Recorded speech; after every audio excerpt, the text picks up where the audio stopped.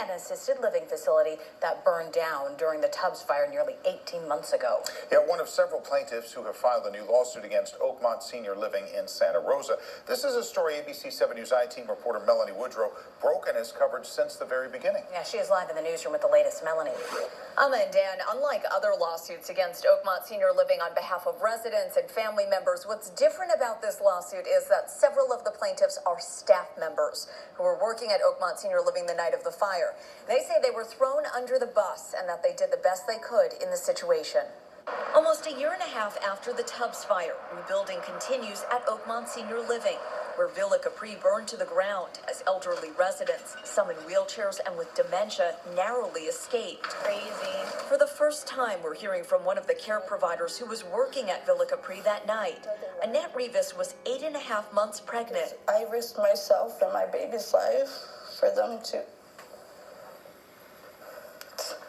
Family member Kathy Allen previously told ABC 7 News staff left and that she and other family members rescued nearly all of the residents that night. Rivas, holding her little girl, is speaking out now because she's one of the plaintiffs in a new lawsuit filed against Oakmont Senior Living.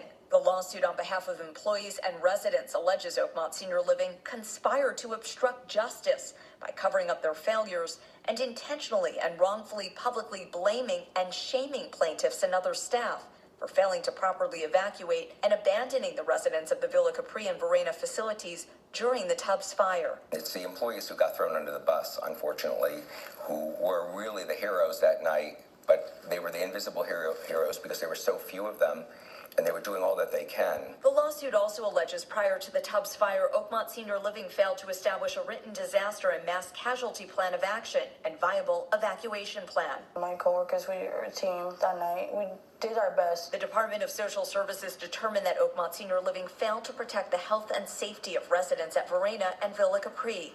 As part of a settlement with DSS allowing Oakmont Senior Living to continue operating Varenna and Villa Capri while on a 2-year probation, the assisted living facility admits staff left residents behind.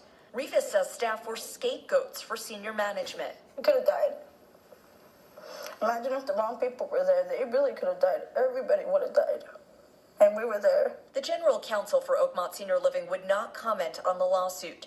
But in emails Oakmont Senior Living's owner's wife sent to families after the fire, she commended staff, writing, quote, "Because of the phenomenal efforts and heroism of Oakmont's staff, residents and their families, and first responders, all of our residents are safe." Varenna maintenance workers Andre Blakely and Michael Rodriguez are also plaintiffs in the lawsuit. We were going as quick as we could with the help that we had. We did the best we could with no training, and they threw us under the bus and try to take the high road. Blakely says he rescued at least one resident from Varenna, driving her to safety.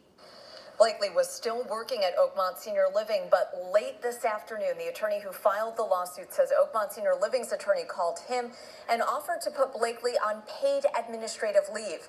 Blakely's attorney says the reason given was vague, but they've accepted the offer. Rivas and Rodriguez say they both quit.